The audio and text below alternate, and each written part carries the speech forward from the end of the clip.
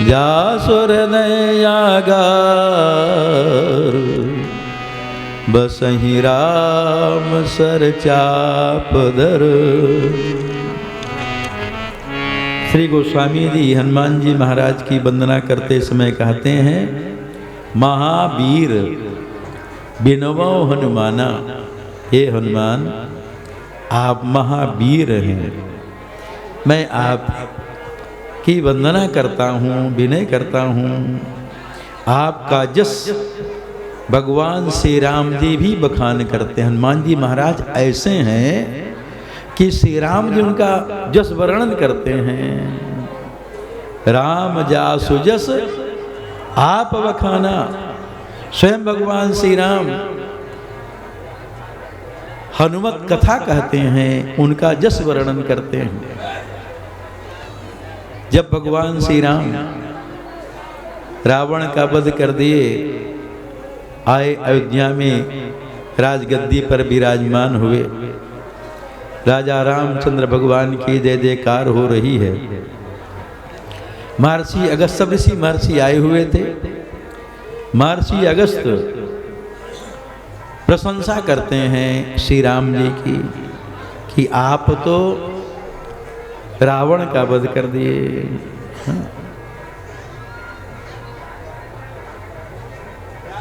अरे बाली का वध किए। बाली रावण से भी बलवान था महाराज। हाँ, बाली जो था वो रावण से भी ज्यादा बलवान था। तभी तो बाली के पास आया रावण किष्किंधा में। जब आया उसमें बाली किष्किंधा में था नहीं, समुद्र का जहाँ संगम है ना, मिले हैं, वहीं समुद्र संगम में जाकर के संध्या कर रहा था। रोज जाता था बाली, समुद्र के संगम में संध्या करता था, मंत्र जपता था। तो रावण जब किष्किंधा में आया, पूछा भाई बाली कहाँ गया? लोग बताए इस समय वो समुद्र में संध्या करने गए हैं।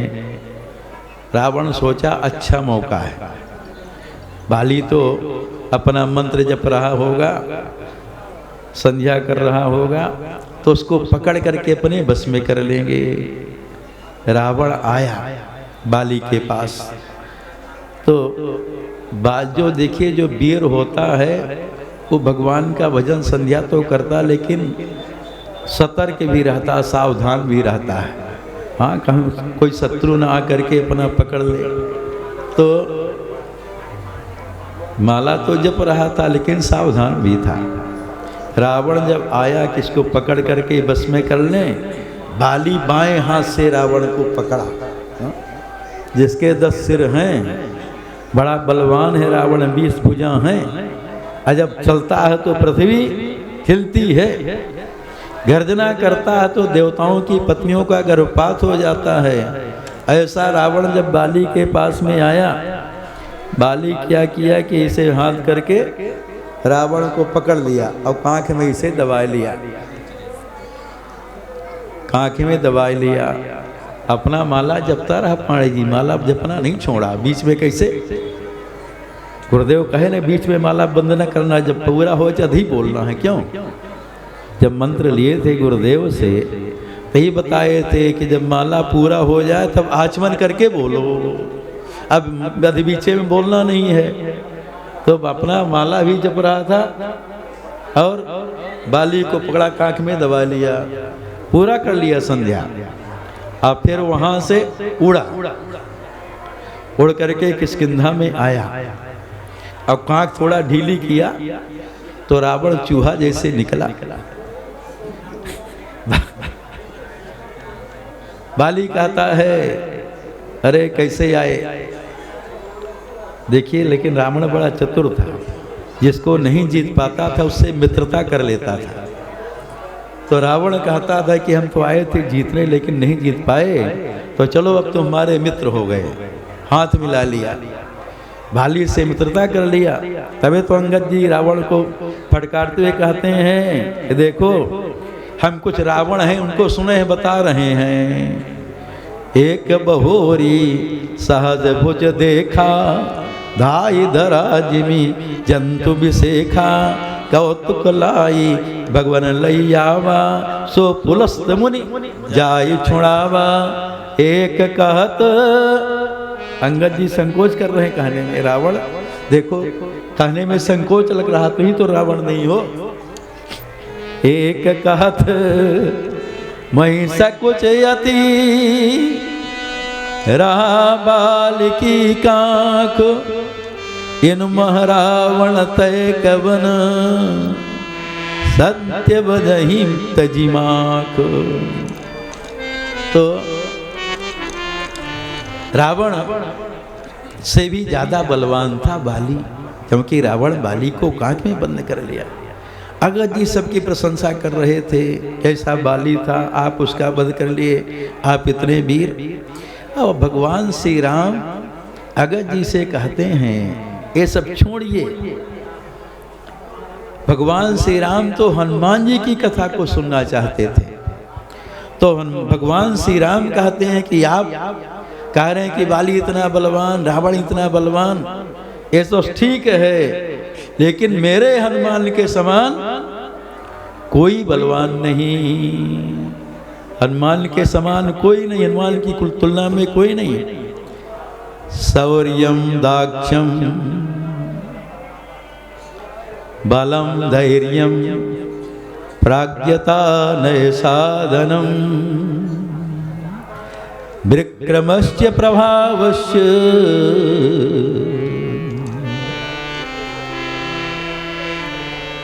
तो हनुमान जी के समान कोई नहीं है। हनुमति समान, उनके समान शौर्य, जो हनुमान जी महाराज का शौर्य है, बल है, वीरता है, कोई नहीं हनुमान जी के समान। हनुमान जी महाराज का शौर्य कोई नहीं है। इतने शौर्यवान, इतने वीर कि जब जन्म हुआ था तभी छलांग लगाए और भगवान सूर्य को फल समझ करके पकड़ लिए, मुंह में रख लिए। नहीं, जोग सहस्र जोजन पर भानु, लीलियो ताहि मधुर फल जानू। हनुमान जी महाराज मीठा फल समझ करके, क्योंकि हनुमान जी महाराज का जन्म चतुर्दशी को हुआ, चतुर्दशी के दिन हुआ। एक तो प्रमाण है कार्तिक में दिवाली के पहले चतुर्दशी को, और उधर चैत्र के महीने में पूर्णमासी के पहले हनुमत जयंती होती है चतुर्दशी को। लेकिन अयोध्या में कार्तिक के महीने में ही हनुमत जयंती का उत्सव मनाया जाता है। दोनों प्रमाण है। कल्प भेद हरिचेत सुहाए, तो हनुमान जी का प्राकट्य हुआ चतुर्दशी के दिन। अंजना जी कहीं इधर उधर चली गई थी, हनुमान जी को भूख लगी, तो हनुमान जी महाराज उस समय सूर्योदय हुआ था, सोचे कि कोई फल है, सेव होगा लाल लाल।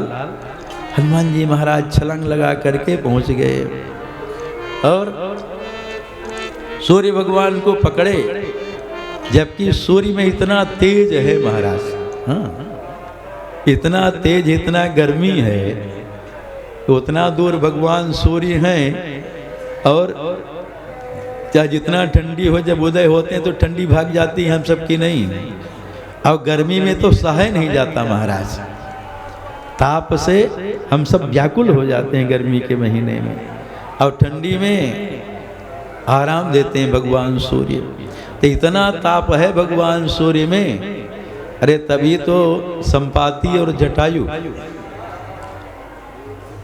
उड़े, बाजी लगाए भगवान सूर्य के पास जाने के लिए, लेकिन संपाति जटायु तो अभिमानी नहीं थे, गिद्धराज जटायु वापस आ गए। पंख जब जला तो लौट आए, लेकिन संपाति आगे बढ़ता गया, उसका पंख एकदम जल गया कि नहीं। जरे पंकज तेज अपारा, पर भूमि कर घोर चिकारा। तो संपाति के पंख जल गए, जमीन में गिर गया। इतना ताप है भगवान सूर्य में। इतना ताप वाले भगवान सूर्य के पास हनुमान जी पहुंच गए जन्म लेते ही, और उनको फल समझ करके पकड़ करके मुख में रख लिए कि नहीं हैं? जुग सहस्त्र योजन पर भानु, 2000 योजन दूरी पर भगवान सूर्य हैं। जुग सहस्त्र योजन पर भानु, लील्यो ताहि मधुर फल जानू, मुख में रख लिए। इसलिए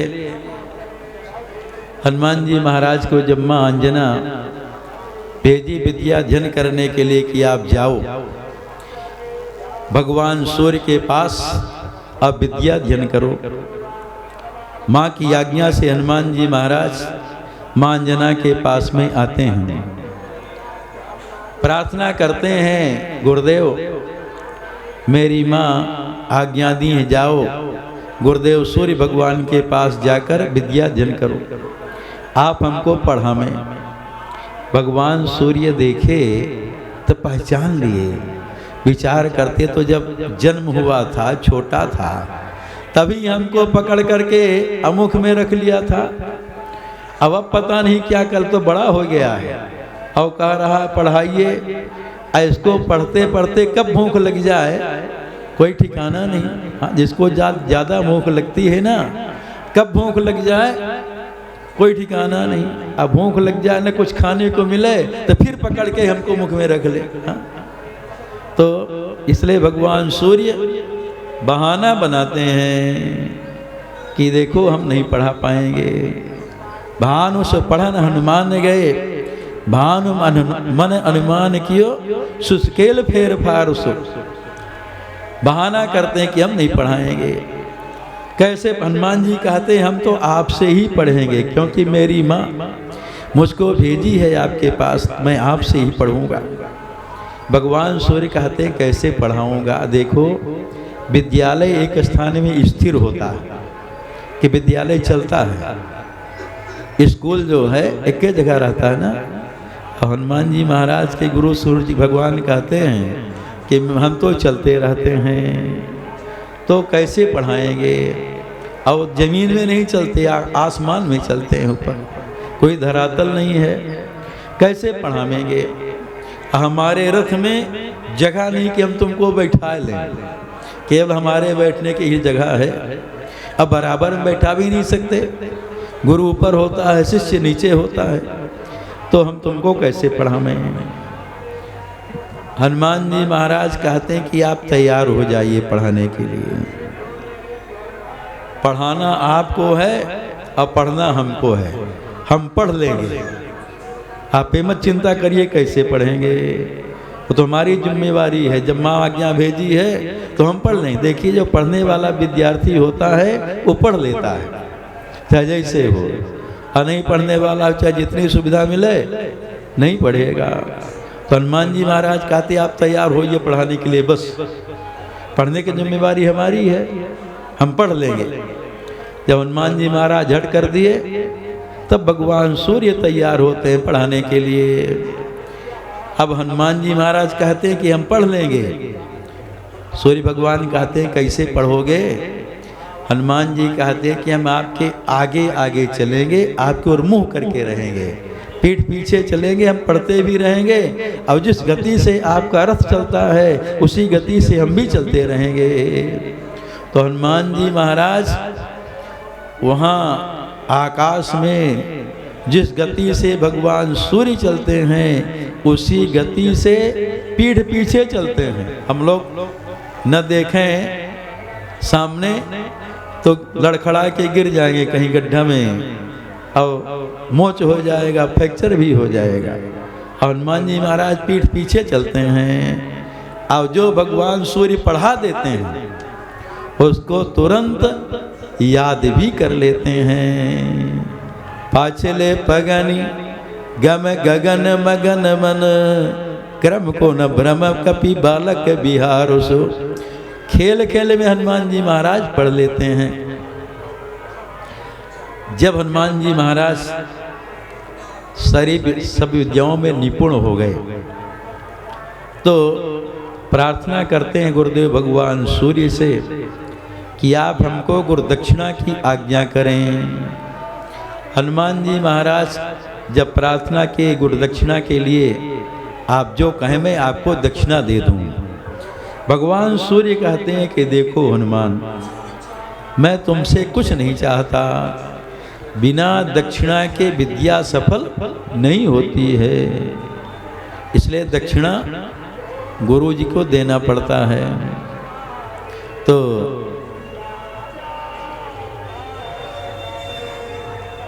आज्ञा करें गुरुदक्षिणा के लिए। भगवान सूर्य कहते मैं कुछ नहीं चाहता हनुमान, देखो मैं भी धन्य हो गया तुम्हारे ऐसे शिष्य को प्राप्त करके। मेरा भी नाम उजागर हो गया तुम्हारे ऐसे ज्ञानियों में शिरोमणि शिष्य को प्राप्त करके। हनुमान जी महाराज ज्ञानियों में शिरोमणि हैं। भगवान सूर्य से उनको ज्ञान का प्रकाश मिला है, से ज्ञानियों में शिरोमणि हैं। भगवान सूर्य कहते मैं तुमसे कुछ नहीं चाहता। हनुमान